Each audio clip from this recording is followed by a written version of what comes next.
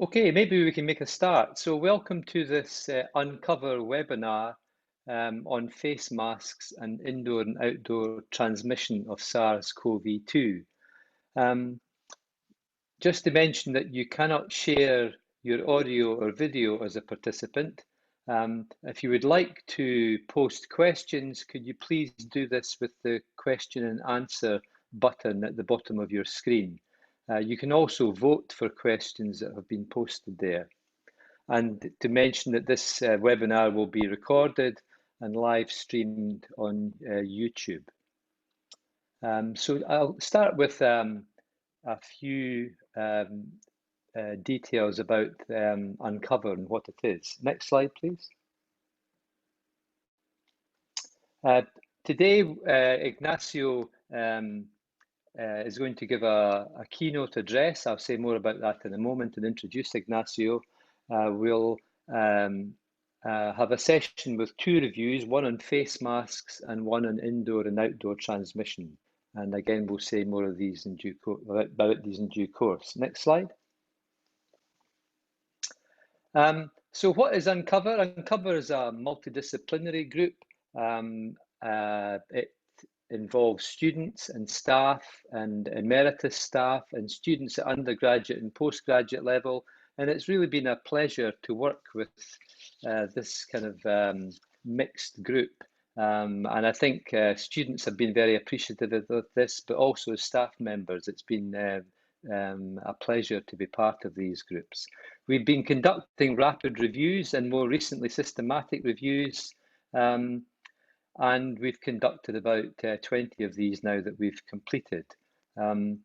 We've also produced a register of existing reviews on COVID, various COVID topics, and there's over, I think, 1,500 now reviews in this register. And this acts as a resource globally for groups who are perhaps wondering whether they're going to conduct an evidence-based review. They can check, first of all, to see what's done. It also helps groups who are looking for the latest evidence on a particular question. This register is searchable and is widely used now.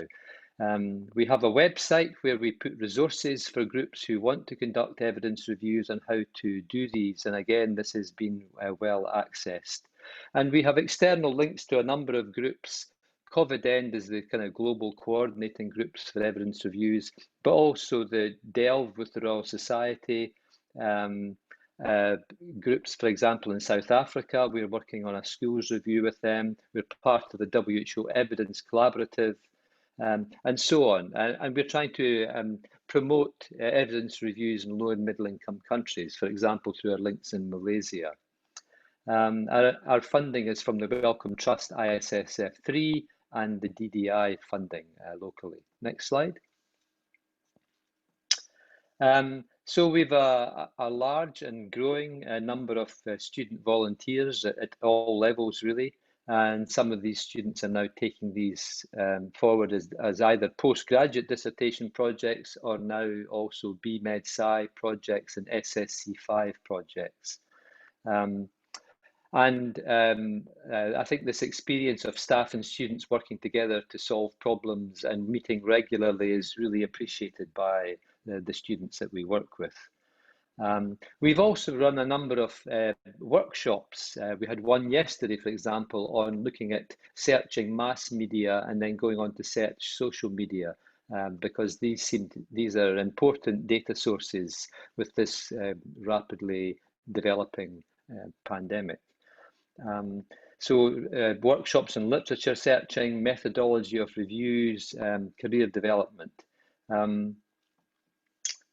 And our students have made a video, a kind of student-to-student video about the risk of SARS-CoV-2 and how this can be mitigated for use within the university for new students joining the university this term.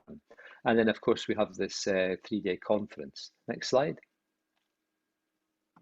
And these are some of the people that have been involved in Uncover since the outset. Next slide. So the keynote address today is by Ignazio Maria Viola. It's been a real pleasure working with him as part of this interdisciplinary grouping. Ignazio is a reader at the Institute for Energy Systems in the School of Engineering. His PhD is in aerodynamics from Milan. He's a Master of Engineering from Geneva and a chartered engineer. His background has been in yacht sail aerodynamics, and this has been quite high profile. He's worked with America Cup teams and Olympic teams on this. He runs a Vortex Integration Collaboratory in Edinburgh, and this looks at research on applied fluid dynamics, and in particular vortices, and he applies these to sails, as I've mentioned, sails of a yacht, but also in tidal energy research, with tidal energy being a source of renewable energy. But the work that relates to Uncover most closely is his work on fluid dynamics. And he, with a team from Edinburgh and elsewhere, recently published a paper in medRxiv on face coverings and respiratory droplet dispersion, where he investigated the effectiveness of masks and coverings at mitigating dispersion of large droplets. And I have no doubt we'll hear about this more. So it's a great pleasure to welcome Ignazio. So I'll turn over to you now, Ignazio. Thank you very much. Very nice and generous introduction. I'll share my screen.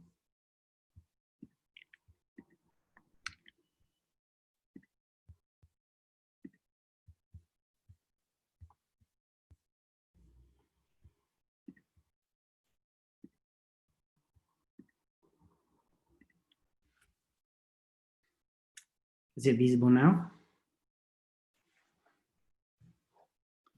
Yes, that's fine. Excellent. So thank you very much for having me here. The presentation I would like to give today is fundamentally about trying to address questions that I think are still not completely clear to the majority of us, because it is a confusing field, and I think I can try to contribute a little bit to try to bring some clarity. One of the key things that we hear every day is about aerosol and droplets, and what is the differences between the two is not completely clear, I believe. And what is the effectiveness of face mask is still a lot debated, and there are different ways to describe when they are effective, when they are not. So I will try today to give a little bit of insights on these two aspects. First, I will give you an introduction to what we can see, or what we know about the general subject of having a person breathing, coughing, and sneezing. And here you see some measurements on a real person which is breathing. And you can see the air coming out from the mouth, and the air is sort of a jet of air traveling several tens of centimeters, perhaps up to 1.5 meters. And this air is warm air, where inside there are very small droplets of water. So this is what we actually call aerosol, or small droplets. They're used in the same way. So small droplets or aerosol is the same thing. When we cough, you see that you have similar physics, but it's more violent, and typically you will have less air exhale, but traveling a longer distance. And this is basically because it has a higher velocity when it comes out from the mouth, and therefore it will have more inertia, will be able to penetrate longer distances in front of us. The droplets that are in the air that we exhale ranges for a very wide range of dimensions, from a few microns on the left-hand side to many microns, up to maybe 2 millimeters in the larger droplets. Sometimes, you know, when you're speaking and by accident you eject one of these larger droplets that end up on the table in front of you, that's so large you can actually see them. Unpleasant, but it does happen because there are very few droplets, maybe of the order of millimeters, that we also exhale, but the majority of these droplets are smaller. Now, I deliberately took off the numbers on the vertical axis of this plot, because the numbers are very debated, and there's not completely agreement on how many droplets do we exhale. That really depends on how we measure them, because as you can imagine, there are not instruments that allow us to measure at the same time a 1 micron droplet and a 1 millimeter droplet, because there is a factor of 1,000 between the smallest and the biggest one. And the smallest droplets and the largest droplets, they behave very differently, because 1,000 times bigger is a massive difference. In fact, if we look at only the smallest droplet, we go from, from 2 microns to 200 microns in this plot. So we are taking those which are from the smallest to 100 times bigger. We're not considering the very, very large one here. But the majority of the droplets we know are within this range. And on the vertical axis here, we have how many seconds do these droplets need to fall by 10 centimeters. And you can see that a large droplet in a fraction of a second will travel tens of centimeters. And therefore, when you eject the droplet, it will immediately fall on the floor. But if you go smaller, perhaps as small as 20 microns, then the time to fall 10 centimeters becomes so large that it's outside of the scale of the plot. Effectively, it falls so slowly that the air currents in the room will probably make these droplets to just stay in the air. So there is a sort of a division between the smallest droplets, which remain in the air for a very long time. They fundamentally fly, and the largest droplets that fall very quickly in a fraction of a second. So this is the way we split typically droplets between aerosol and large droplets. Aerosol just fly, and large droplets fall quickly in a fraction of a second, or in very few seconds.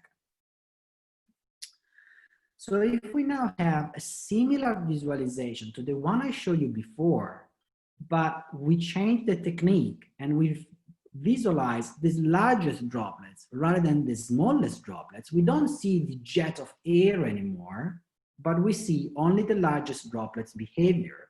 And as you can see, they behave like projectiles. They are like when you throw a stone, it will go forward and it will fall on the floor very quickly. And this is what both cough and sneeze, but also breathing, this is what happened to largest droplets in these conditions.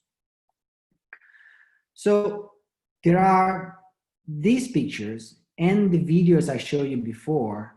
They show the same physics, but they identify different droplet size happening at the same time. So they're both exist, but they behave so differently. We visualize them with different techniques, and we eventually get a very different impression. The air, which stays in the air, the smallest droplets, the aerosol that stays in the air, the largest droplet that just fall like stones. So why is this relevant? Well, it is relevant because COVID is, we know, transmitted by these droplets. So everything comes out from our mouth has potentially a droplet which can be loaded with some virus.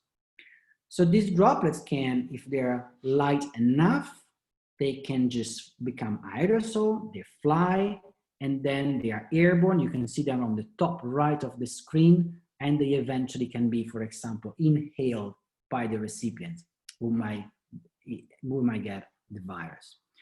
Otherwise, the droplets can fall on the hands of the person in front of us, or can fall on the screen and the computer of the person in front of us, and then this person will touch the keyboards and will, with the hands, will bring the virus from the keyboard to the mouth and will get infected.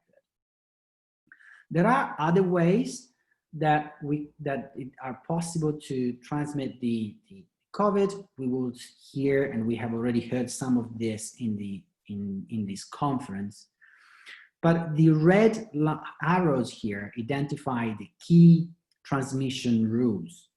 And it is interesting to note that airborne transmission is still debatable, is still a very realistic possibility, but unlikely to be the major route of transmission yet. So larger droplets might actually be more important than smaller droplets or aerosol, but we do not know yet. Now, if it is true the larger droplets are the most important for virus transmission, then because of the picture we have seen before, these largest droplets falling like stones, effectively there is a safe distance of 1.5 meters where the majority of the droplets will fall. And any distance lower than 1.5 meters will probably experience that all of these droplets will actually land on your body anyway if you are at that distance. So there is a very clear cutoff of 1.5 meters. Less than this measurement, you will get much less droplets. More than this distance, you will get much fewer.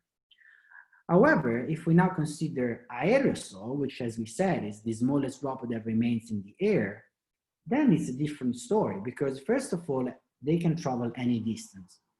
But what it does matter here is how much concentration you will experience. So if I exhale in front of you, then if you will inhale the majority of the air that I have exhaled, you have more likelihood to be infected.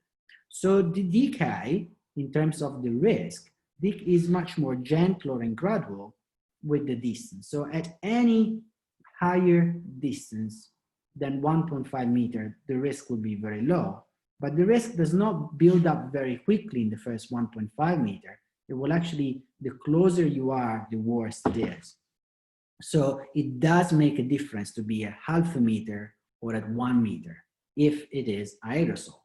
While if it is droplets, it does not make a big difference. Now, what I would like to try to do now is to explain what would be the effect of wearing a face coverings or not in what I have just, in the big picture that I've just shown you. This one is the same video you have seen a minute ago. And if we now take a face coverings in front of the mouth of this person, you will see this picture. Now, as you can see, there is no flow coming out of the mouth, traveling distances in front of us at all. So this person who is normally breathing is completely protecting the other person by wearing a face coverings, because the flow coming out from the mouth will not travel any distance. In fact, what you can see is that because the body of the person is generally at a higher temperature than the room where we live, our body is around us, there is warm air that will climb upwards, and the air will come out of the mask so slowly that it will simply travel upwards with this thermal plume of hot, warm air around us. Now we can do the same for coughing. And here in this case, instead of testing a person, we test a mannequin for two reasons. One is because it's safer in the laboratory in the case that the volunteer was COVID affected per se, but also because in this case we can be sure that we replicate exactly the same cough in with and without the face covering. And as you can see, this cough specifically that we're testing here is quite a significant cough compared to the one that we have observed before of the human volunteer. Now, if we put a face covering here, and in this case we have a handmade face covering, we can see that a cough still travels some distance, but is extremely reduced. It's reduced by more than 1/10 or at least 2/3 of what it was before. So the reduction in terms of which is the travel distance by the air exhaled from the person or the small droplets exhaled during a cough is very much reduced by the face covering. Now, what is the take-home message here to summarize the aerosol mitigation of risk, so the mitigation of risk due to the aerosol transmission? Well, you will see other studies like this one here that shows that depending on which face covering you have, which is the number of clothes you have in front of you, layers of clothes, or the fabric of the face mask that you use, you will have different values of filtration. And you can also have some face coverings which have very low filtration. But this is only one way to see the point. The other way to see the point is to go back to the risk of transmission we said before, which is this plot here. And if we now consider what would be the effect of having a face covering, whichever material, whichever type of face covering you use, we have seen that you have a very significant reduction in the distance traveled by the jet of flow. And in this case, therefore, you will see that for the same level of risk, you will have that the distance required will dramatically decrease, at least by 1/3. So if we accept, for example, a 1.5 meter safe distance, you will have that with the face covering, whichever you wear, the risk will you will have the same risk if you are at less than half a meter between each other. Now, that doesn't mean that face covering should replace social distancing, but it gives us a value, a reference value for what is the effectiveness of the face mask. So the take-home message here from my side would be face coverings, it doesn't matter which one we use, they are extremely effective in mitigating aerosol transmission. Now, what about droplets? Are they effective also in droplets? So this one is another study of ours where we have a mannequin and we try to visualize the droplets similarly to the examples that I've shown you before. So in this green plane is the plane that is illuminated by a laser sheet. And then we have a camera which is imaging the orange spot of this green plane. So we are trying to capture an image of the droplets which are just being ejected by the person speaking or coughing. This one is a video of the same setup. It's difficult to observe it, but you can see some of the droplets which are illuminated by the laser that are just in front of the camera. So these are the images we capture, and you can clearly see that either when we speak or when we cough, we can clearly see a significant number of droplets coming out. With the cough, it's a very violent phenomena, and therefore there is a large number of droplets. But if we have even the simplest handmade mask, this one is a handmade mask made of a single cotton layer, the number of droplets is very significantly reduced. In this case, we're visualizing the largest droplets. So before we said how effective the masks are in mitigating aerosol transmission, and now we see that they are also very effective in mitigating large droplet transmission. Let's put some numbers into this. Here we're basically measuring the number of droplets that we have seen coming out from the mannequin. And we also look at which is the distance that these droplets travel. And when we speak, for example, we see that the majority of the large droplets land within half a meter. When we cough, they can extend to 1 meter or 2 meters. But the yellow line is without face covering, while the blue and the red line, which are two horizontal lines on the zero value of the y-axis, show that there is not a single droplet for when the masks are used. Therefore, once again, face covering seems to be extremely effective. Now here, we're using a mannequin. So we now also try to prove that the mannequin is not a bias in our experiments. And therefore, what we do here is we place a little slide, glass slide in front of the mouth of a person speaking and coughing, and then we count how many droplets we can find on the slide in front of the mouth of the person. And here again, you can see that you move from thousands or hundreds of thousands of droplets without face coverings to 0 droplets with a surgical mask.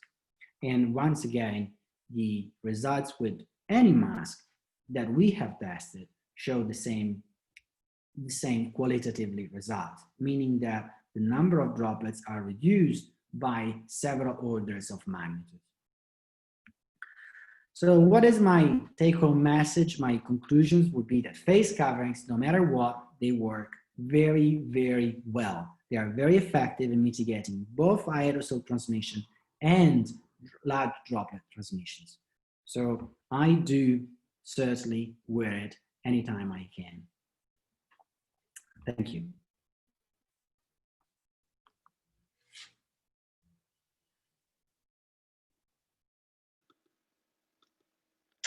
Thank you very much, Ignazio. Excellent talk. Could I ask the audience to post any questions they have on the Q&A session? So at the bottom of the screen, if you type out any questions there, and I'll pick them up. Maybe I could just make a start then by, actually, I'm interested how someone working on vortices in yachts and in tidal energy systems comes to work on SARS-CoV-2 fluid dynamics. So maybe it would be interesting to hear how you decided to do that. And then as a more substantive question, when you're out and about, you see people wearing face shields. Maybe you could say something about the role of face shields in this respect. Oh, thank you. I appreciate that. So the reason why we started working into COVID is because my laboratory, as you said, works predominantly on the fluid mechanics where vortices are relevant. And in our research, we use flow visualization techniques that when COVID became a critical issues, we thought could have been used to shine some light into the use of face coverings. And so we started working on this, trying just simply to use our experimental technique to understand if face coverings were effective. And so this led eventually to 3 papers in the last semester, which hopefully have somehow contributed to the debate. Now, face shield is a very interesting question. And so I also see that many people use face shields, and I hope it is clear from the description that I gave before that face shield cannot be at all effective in mitigating the distance traveled by the aerosol, if not just redirecting it. So as you can see from this video, what really the face shields do is to redirect the air jet towards downwards or sometimes backwards, depending on the geometry of the shields. Therefore, they are useful to prevent the airflow to go straight in front of us. But of course, they are very dangerous if the person who wears them is a person who is standing near a person who could be the recipient and is sitting just in front of this person. So one of the use that should never be made, in my opinion, of face shields, when, for example, you have a hairdresser or someone serving in a pub or in a restaurant, because that's exactly what the situation where you would like face shields not to be worn. I hope that I'd help to address the question. Thank you. Yeah, so quite a number of questions coming in, Ignazio. One related to face shields is what happens if you see face shields with chin guards? What effect would that have? A face shield with what? A chin guard to stop the downflow, I guess. Right. So, well, the key point is that the it doesn't matter which geometry the face shield has, it doesn't filter air. And because when we breathe or we cough, the amount of air that we exhaled is always the same one. That's the one that we need to leave. So that amount, that volume of air has to go out. If we don't filter it, we simply redirect it somewhere else's. And that is not good, because we don't know exactly where it is redirected, or it might be redirected in the wrong direction. What we do want is to filter the air, mostly with the intention to slow it down, because if the air is slowed down, then eventually it will simply climb upwards very slowly in our thermal plume, and it becomes less dangerous. So that's what really we should try to do. And for that reason, face masks are very effective. Face shields are not. Face shields are very helpful for other things. So for protecting, we wear them from having larger droplets to land on the face of the person who wear them. This is what face shields should be used for, in my opinion. Okay, thanks. Some questions on ill-fitting masks. So masks that are not used correctly. Is that going to change in a big way the picture that you're seeing? Well, yes and no, meaning that there are face coverings, like for example a surgical mask, which are often not very good fit, and they always lead to some air jet coming out from the side. So because they still filter some of the air in front of us, they're still extremely helpful in mitigating the distance traveled in front of us. But it is true that if they're not well fit around, then they will have some leakage jets, and this leakage jet will remain dangerous, similarly to the face shield. So I think that in any case, they remain extremely effective, but the ceiling is highly desirable. Now, one observation is, what does it happen if you hold the mask under your nose? Well, the jet coming out from your nose is significantly smaller. So it is not as critical as coughing or breathing with the mouth open without the face mask. Okay, all the comments really congratulating you on your excellent talk, actually. A comment about different activities and their ability to generate droplets and aerosols. So we know about coughing and sneezing. We hear in the media about singing. What about running? Are there other activities that are inherently riskier in terms of generating droplets and aerosols? So every time we breathe heavily, we significantly increase the velocity of the aerosol that we exhale, and therefore the distance traveled by the aerosol. So breathing heavily is potentially much worse than just normal breathing. Yet, face covering will completely mitigate the effect of it. So if we wear a proper face covering, then breathing heavily is not significant difference. Without that, it does make a big difference. So if you have a runner running around just in front of your house and he's passing through very quickly,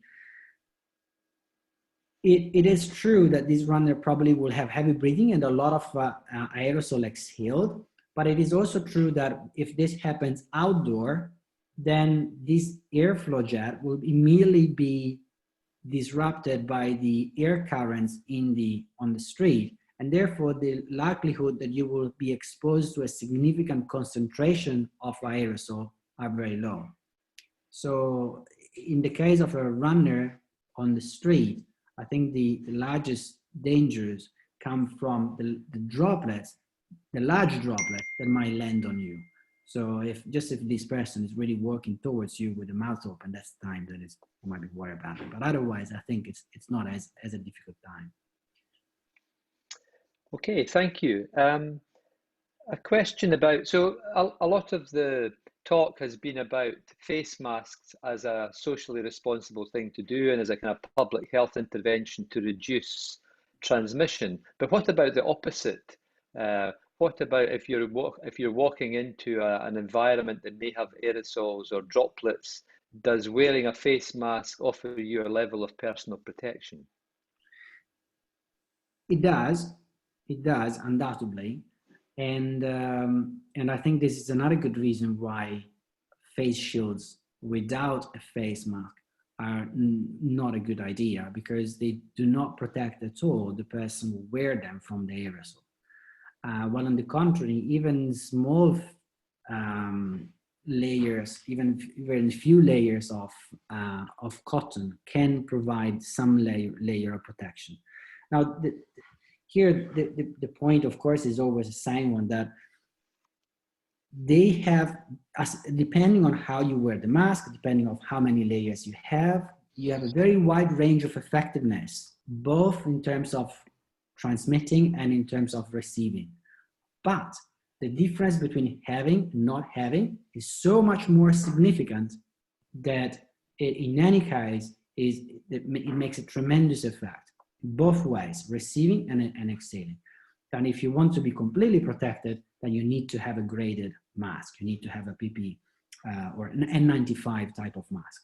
That's the only thing that will be able to filter any virus-size particle.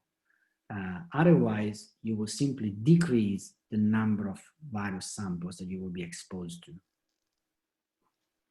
Thank you. Yes, there was one or two questions about what is the utility of wearing a mask incorrectly or poorly fitting, or a less good mask, and I guess what you've said has dealt with some of that. Some questions about, is there a sense that masks could actually increase your risk by touching the mask and then touching your face and so on? Well, I don't know this. This is a question that I don't know the answer.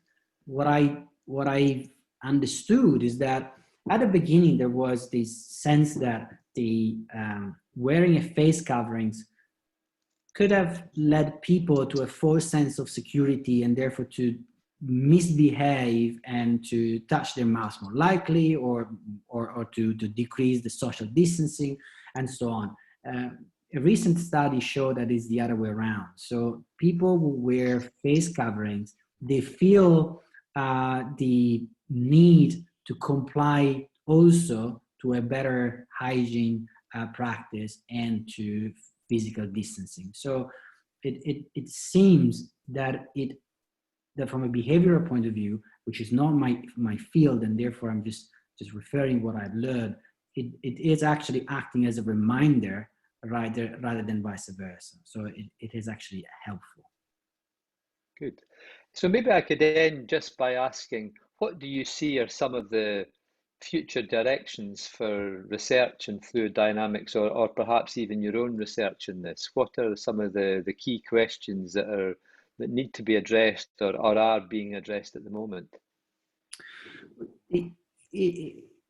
What I've learned in this research that we have undertaken is how little do we understand about aerosol virus transmission, not only COVID, but in general. And I understood that there are so many research questions about how influenza is transmitted, that the collaborations between virologists, epidemiologists, and fluid mechanicists is really, really needed. So I hope that if COVID would be useful for something, would be to actually trigger a significant research stream of multidisciplinary research trying to address route of transmissions for through aerosol. Great, thanks very much. Well, I think that's a nice place to end. This is a wonderful example of how you need social science, behavioral research, engineering, epidemiology working together to answer these questions. So thank you once again, Ignazio. And I'll turn over now to Ruth to start the sessions on the Uncover reviews. Hi. That was a fantastic talk, Ignazio. And I think one of the real highlights for us of Uncover has been this introduction to these new fields that many of us knew nothing about before. And I think also how it's actually astonishing how far things have come in terms of our understanding in the last 6 months or so. So now I want to take us right back to very early on in the lockdown, to the 7th of April, which was one of the very first reviews that we were commissioned to do. And where we were in a very different position from where we are today, where the issue of face masks and their potential role in mitigating the transmission of SARS-CoV-2 was just beginning to be discussed. So we were commissioned by SAGE, and the question that we were given was, does the use of face masks in the general population make a difference to the spread of infection? And we had typical of that period, things were very, very frenetic. We were literally given 3 or 4 days to investigate that question. It was, as I say, one of the first reviews that we did. Since that time, we've updated our reviews on face masks, on different aspects of face masks a number of times, and you can see all that on the Uncover website. But we've got a presentation now from Miranda Pierre is going to give the presentation, and Ambika Narain is going to be available to answer questions afterwards. And Miranda's going to describe that very early review that she was involved in, and the part that she was involved in was looking at the behavioural aspects of face mask use. So she's going to talk about that experience, and I'm going to hand over now to you, Miranda. All right. Hello, everyone. First of all, I just want to thank the organizers for inviting me to speak today, and also to everyone for attending. So in today's presentation, as Ruth mentioned, I will give an overview of the face mask review that we conducted in April, which examined the effectiveness of face mask against respiratory infection in community settings. So next slide, please. So here's just a brief acknowledgement for all the team members that were involved. So as Ruth mentioned, I was involved in the behavioral sub-review. And these were also the other contributors to the review as well. Next slide, please. So first, I just want to give a brief background to face masks as a non-pharmaceutical intervention against respiratory infections. So the issue of whether face masks are effective and should be recommended as a community-wide measure against respiratory infection has been contentious, but particularly in the early phase of the pandemic, and in some countries like the US, it's also a politically charged issue, or has become politically charged issue. So systematic reviews on the effectiveness of face masks tend to produce quite mixed evidence in terms of how effective they are, and the effectiveness also vary according to several parameters, such as whether they are combined with other types of interventions like hygiene practices, social distancing, adherence and timing have also been identified as relevant factors. So for instance, there is some evidence that wearing face mask early on and also having a high degree of adherence to face masks, at least a few clinical trials suggest that could enhance the protective effect that they provide. So also more recently, there's quite widespread use of non-certified or homemade face masks that often, or in some cases, mandated by governments. But the effectiveness of those have also been contentious, at least in systematic reviews of the evidence. However, the more recent review suggests that they do provide clinically relevant levels of filtration. And also, but however, as we discussed previously, that also depends on how many layers are worn, the type of fabrics are used, airflow, and those kinds of factors. However, there is also an argument that even though we don't have the perfect scientific evidence about their effectiveness, they are still a worthwhile intervention because, for instance, compared to social distancing and those types of complete lockdowns, the social and economic costs of face masks are comparatively much smaller. And again, if any type of barrier can be effective, then there have been arguments against or for pursuing community-wide recommendations for using them, despite the imperfect evidence. All right, next slide, please. So to give some background to the face mask review that we conducted in April, so we were contacted by high-level policymakers, and they were asking us to provide some preliminary answers about the effectiveness of community use of face masks against respiratory infection. And we had a very brief deadline, or very short time frame to conduct this review. So around this time, the US CDC had recently issued a recommendation that cloth face coverings should be worn when social distancing is difficult to maintain. And that would, for example, include grocery stores and those types of especially indoor settings. But contrary to this advice, the WHO expert panel around a similar time did not endorse issuing this type of recommendation because they did not find support for that based on the current evidence that was available at the time.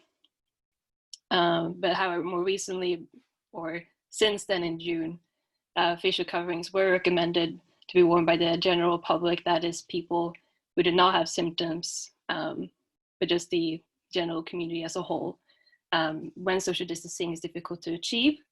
However, they also emphasize that they should always be combined with other interventions. All right, next slide, please. So for our review, the question we was trying to answer was whether face masks in the general population make a difference to the spread of infection. And to be clear, we did not limit the evidence to COVID-19 research because at the time, this was a very rapidly evolving and new situation. So we also considered, we did focus on COVID-19, but we also considered other evidence where that was relevant. So we divided this broader research question into 4 sub-reviews or projects. I was involved in the third one, which was covering the behavioral aspects of wearing face masks in terms of compliance, adherence with wearing them, and how wearing face masks might impact on risk-taking behavior. So for example, if people who wear face masks would then also be more inclined to engage in risky activities in terms of potentially acquiring COVID-19. So the 3 other reviews, we're looking at the effectiveness of face masks for preventing respiratory transmission in the community. Also whether the second was looking at the comparative effectiveness of different types of masks, specifically medical masks or compared to non-medical or medical masks or equivalent barriers. And the 4th review was looking at the nature and spread of respiratory airway particles. Right, next slide, please. So for our review, we adapted the method that were outlined by the Cochrane collaboration. They had fairly recently had issued some guidance for conducting rapid reviews related to COVID-19. So based on their recommendations, but also adapting methods in some respect based on what has been what has been identified as some common issues and limitations around omitting certain aspects of the systematic review methodology, because we didn't want to, we want to make sure that the most essential components in terms of preventing bias were still at a similar quality or standard as much as possible. So we searched the literature for prior evidence reviews and appraised 14 of them, and then selected the 3 most recent and on-topic and high-quality reviews for an update and reanalysis. We didn't apply any language limitations in the search, but because of time and resource constraints, we had to exclude non-English language publications, which may have introduced some bias in terms of, for instance, we couldn't include Chinese language publications, for example. We also excluded publications from before 2020s, before this year. So based on the previous reviews in the database they searched, we searched PubMed, Medline, Embase, Scopus, Central, CNL, and also medRxiv, which is a preprint server.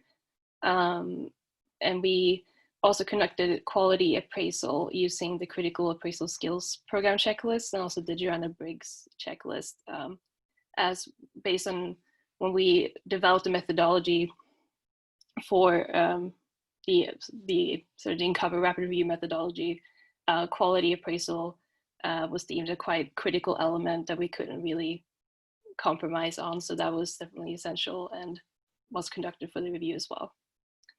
All right, next slide, please. So for our eligibility criteria, we were looking at, we included reviews that had a face mask intervention. Looked at any comparator. They had to have been done in a community setting. So we excluded evidence from nosomial or healthcare settings.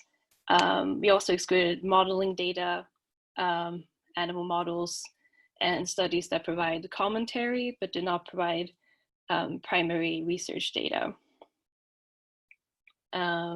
We also looked at, as I mentioned previously, we looked at respiratory infection measured both by self-reported symptoms and through clinical PCR tests to confirm infection.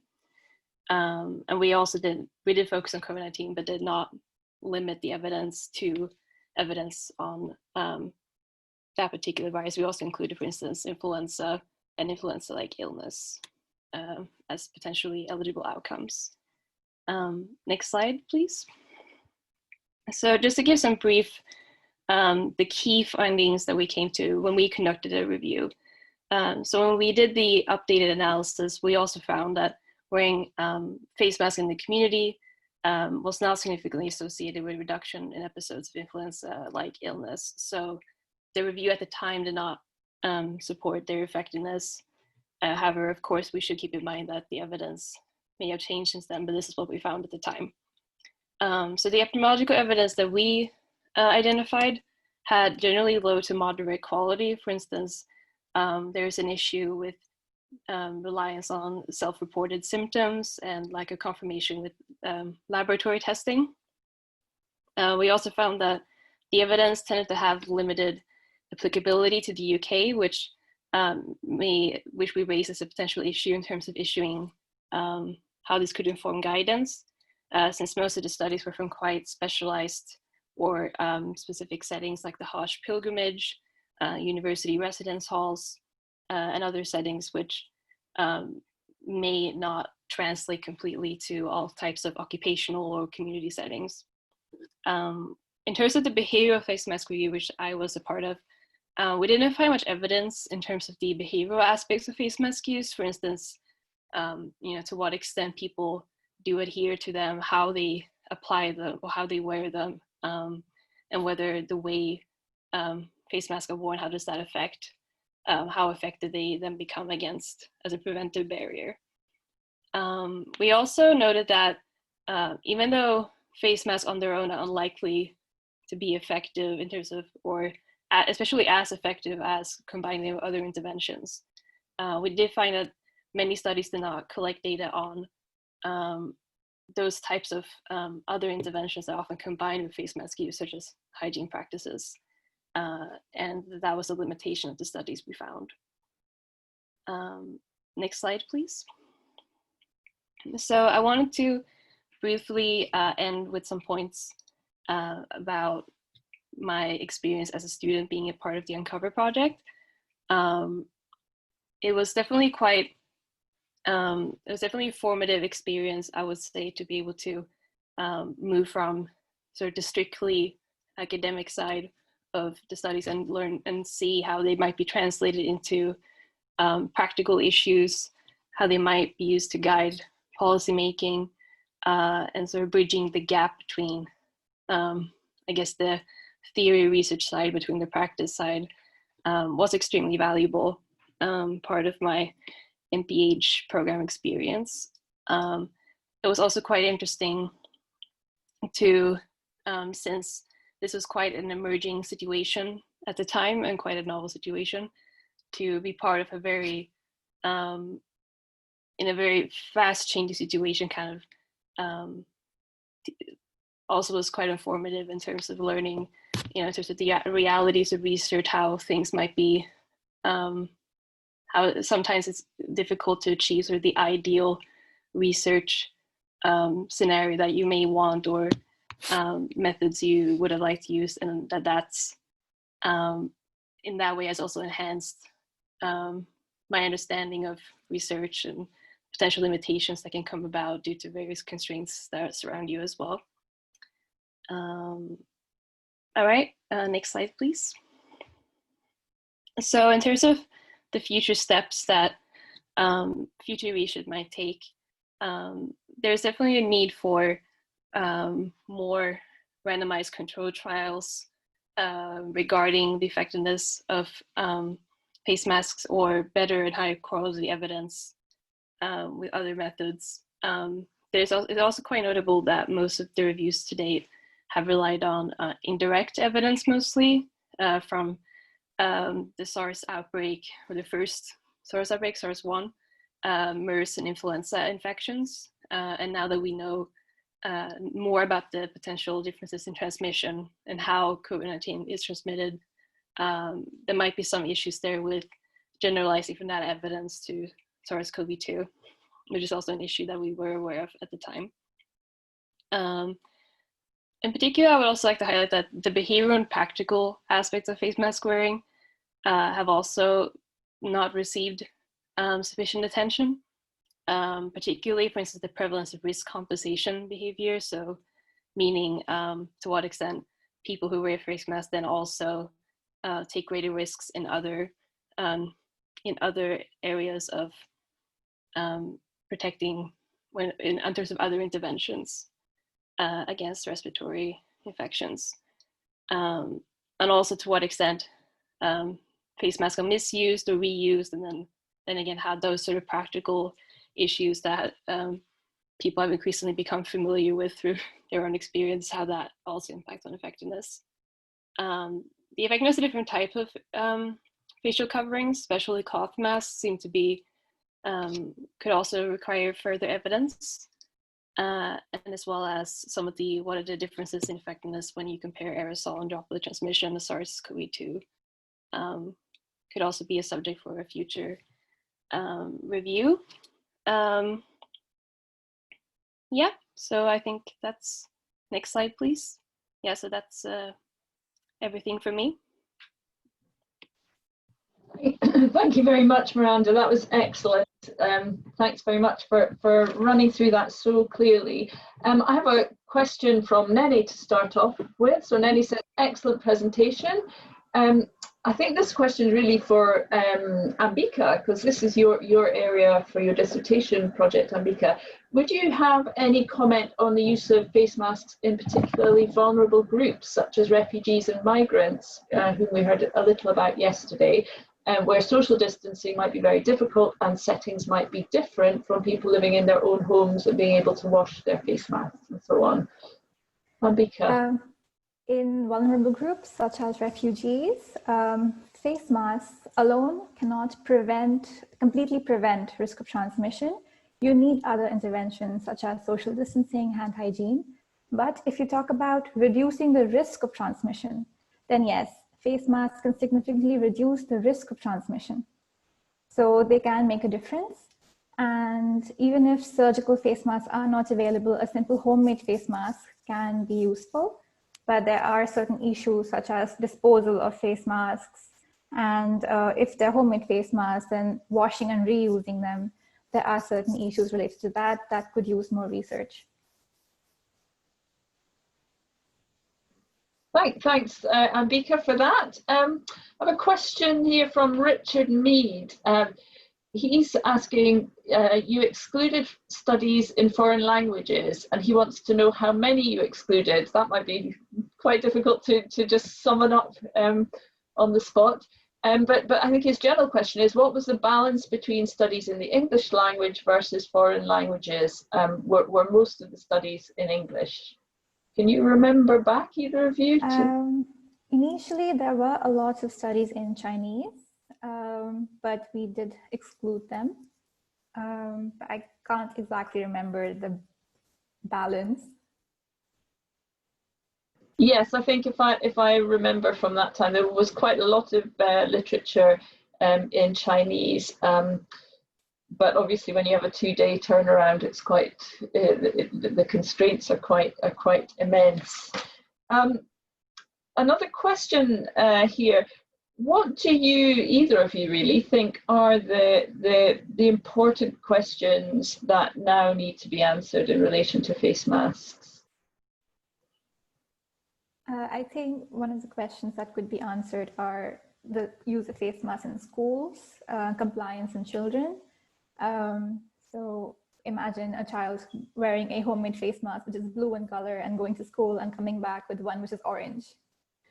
So how are we then risking transmission by making children wear face masks and they are not complying to the actual rules of wearing face masks?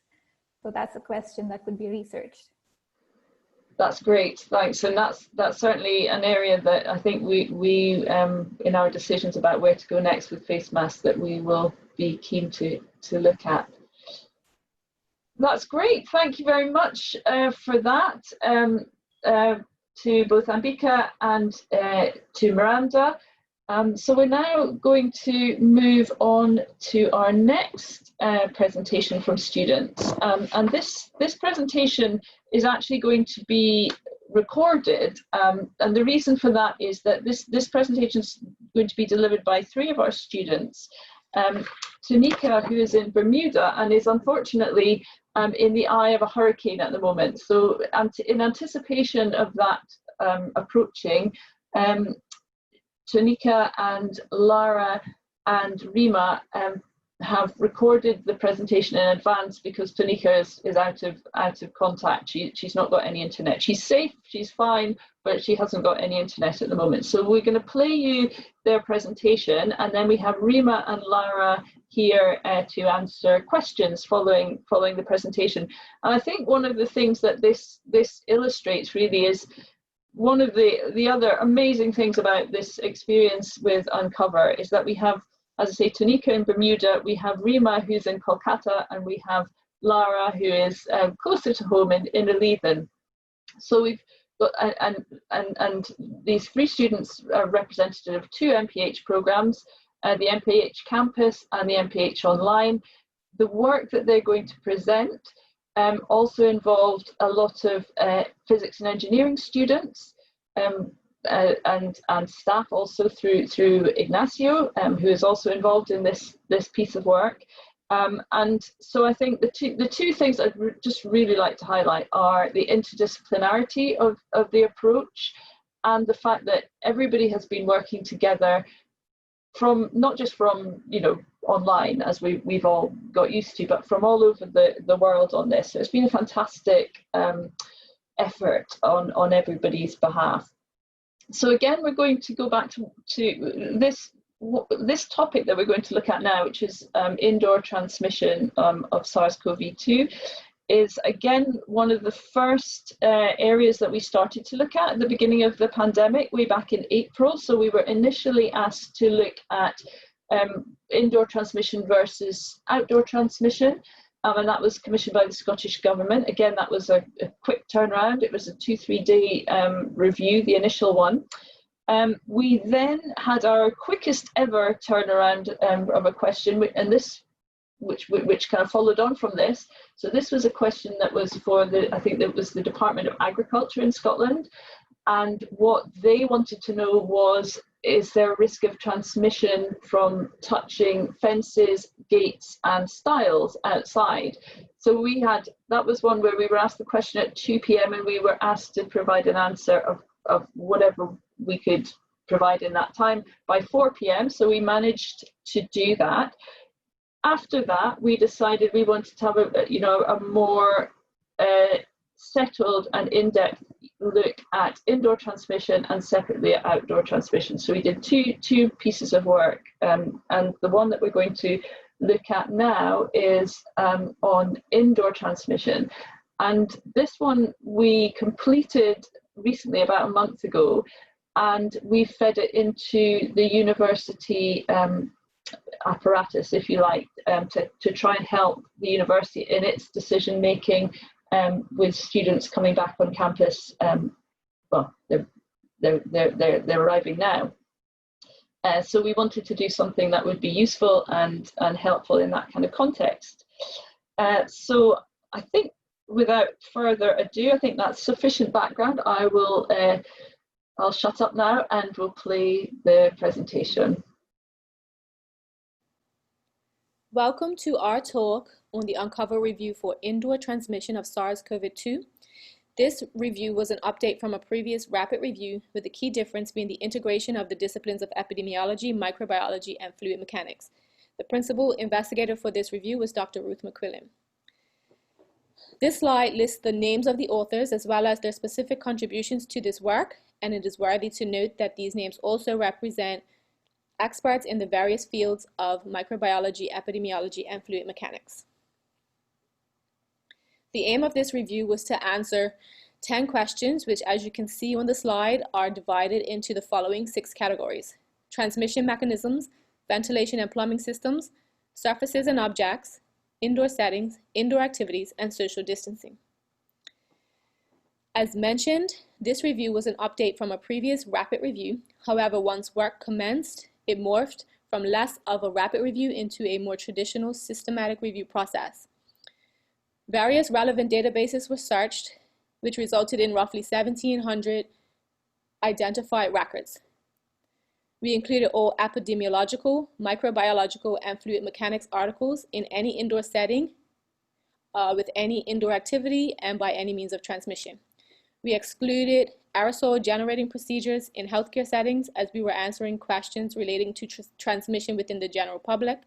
We excluded clinical studies. Schools and children, as another group within Uncover, was reviewing evidence on schools and children, and we also excluded articles about other viruses, except in the instances of fluid mechanics studies. As you can see on the Prisma diagram, after screening and quality assessment, a total of 66 articles were included in the review, and now I will hand it off to Rima to discuss. Thank you, Tonika. Good morning, everyone. I will be going through questions 1 to 5 of the review. To start with, question 1, what is the evidence for aerosolized transmission? The most common transmission route is person to person via respiratory droplets reaching recipients through air or by fomites. We found theoretical evidence from numerical, fluid mechanistic, lab and environmental studies suggesting possibility of transmission of virus through aerosolization. A large outbreak related to a church choir was consistent with these findings. Question 2. What is the evidence for fecal-oral transmission? Although we found no direct evidence to support transmission through aerosolization of fecal matter, it remains a possibility and cannot be definitively ruled out.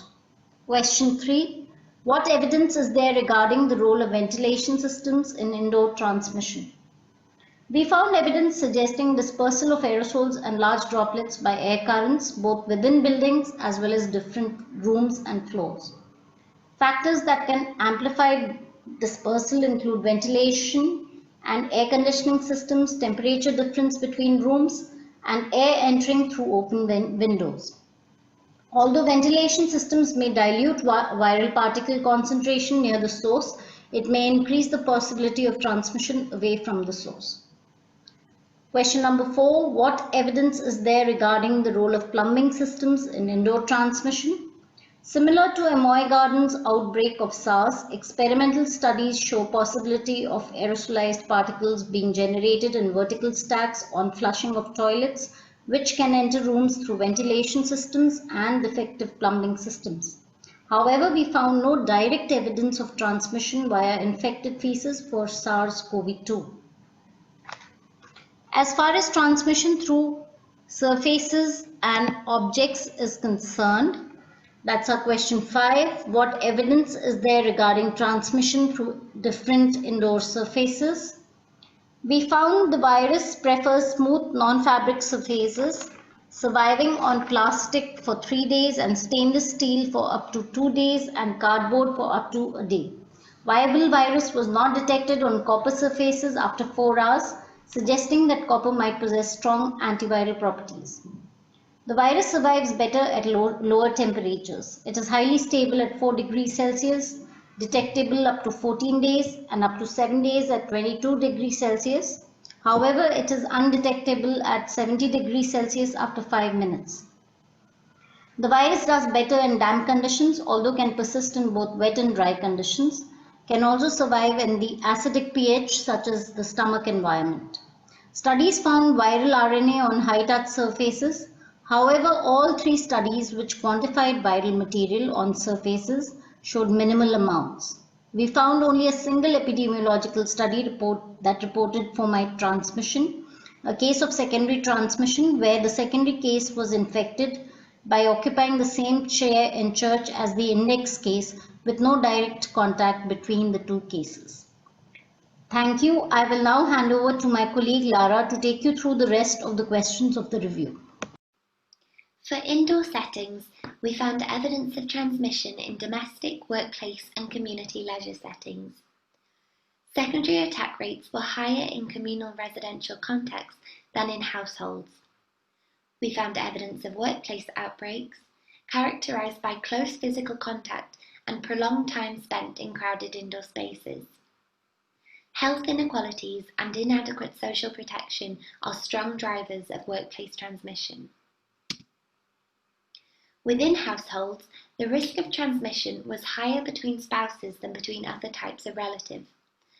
Effective social distancing to prevent transmission within households is possible, but these measures are challenging in overcrowded housing and do not take into account asymptomatic cases who are unaware of transmitting the virus to others. There is higher risk of transmission in close proximity indoor settings for prolonged periods. Fewer reports of transmission were in relation to more casual, short-term social contact, although this may be because such contacts are subject to recall bias and harder to track and trace. Risks associated with travelling with an affected case are difficult to evaluate. For social distancing, speaking, coughing and sneezing eject large respiratory droplets. There is clear evidence that aerosolized transmission played a role in the 2003 SARS-CoV outbreak. However, evidence is less clear for SARS-CoV-2. Viral RNA has been detected in aerosols, and lab studies suggest live virus can survive in this form for up to 3 hours. However, the longer the travel distance, the lower the likelihood that the concentration of virus is above the threshold needed to transmit the disease. This review was subject to the following limitations. Most microbiological and environmental evidence is generated in hospitals. We attempted to limit to areas of hospitals accessible to the general public, however this was not always possible. These results must be treated with caution in generalizing findings to non-clinical settings.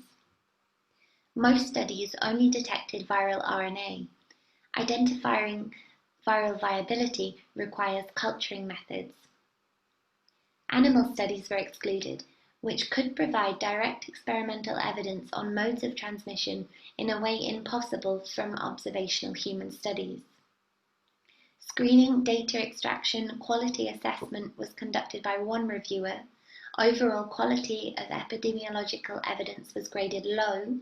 There was potential publication bias, with large outbreaks potentially more likely to be reported and investigated than household studies. Lastly, this review was conducted at a particular stage of the pandemic and as such is a snapshot in time. Social contexts and drivers of behaviour and transmission will likely evolve and change as the pandemic. Public health implications include socioeconomic circumstances as a risk factor. Communities living in overcrowded housing and/or workplace conditions are vulnerable. Closed communal settings such as care homes, prisons, and shelters create higher risk with residents and staff in close proximity for prolonged periods of time. There is relative risk from physiological findings. The infectivity of symptomatic and non-symptomatic individuals, as well as differences in droplet dispersion from physiological activities such as talking, coughing, and sneezing, has implications on social distancing measures. Face masks worn indoors can be effective in mitigating droplet transmission, and in combination with social distancing can enhance mitigation. Widespread testing and contact tracing can help determine the proportion and relative risk of asymptomatic or pre-symptomatic transmission, and transmission through plumbing and ventilation system is still in need of further evidence. Thank you, and we are now open to questions on the process and findings of this review. Thank you very much. So we have Lara and Rima here. I don't know if you want to put your cameras on. So I have a question just to kick off with. Thanks for that really excellent presentation. Can you start off by just thinking about students coming back to start, either to start, first year at university or returning to university? What are the 3 top messages that you would want them to have about how they get the most out of their university time in the current context that we're living in terms of transmission?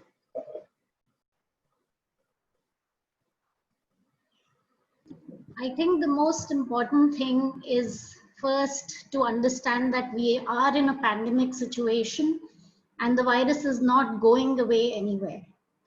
The second thing is about the face masks, which we saw can definitely reduce transmission. As far as social distancing norms are concerned, they should also be maintained, especially in the indoor context, as we've seen from our review that even speaking or coughing and sneezing or singing loudly can increase the risk of transmission. So these things are very important. Other than that, I think what can be done is the high touch surfaces need to be sanitized, and that should be taken into consideration. I think these 3 things are very important. Thank you. That's great. Lara, do you have anything to add to that? I think that covers most, and just to be aware of coming in contact with maybe other populations that might be more vulnerable. So we're not always aware if somebody's suffering from a comorbidity or older relatives that they might be returning to during the holidays. Great, thanks. Yeah, it's a really important point. A similar question to the question that the previous group were asked. What do you see as the key research priorities now in terms of indoor transmission? I think the most important at this moment would be the long-term care facilities, and there's been a very high rate of mortality among the elderly. And since we are looking at winter approaching, I think these settings definitely need prioritizing. Thanks, Rima. Laura, anything to add there? And also both me and Rima have been looking into asymptomatic transmission in these different contexts, and there's a real lack of literature, particularly on viral culturing, actually knowing what the status of infectivity is for asymptomatic carriers, which might apply to student populations, being unaware and more likely to transmit as well. Yeah, that's an excellent point. So much more needed we need to understand much more about the level of asymptomatic infection and also the infectivity of people who are asymptomatic. Thank you. I think that we're just about out of time, I think. I'm going to hand back over now to Harry to finish off.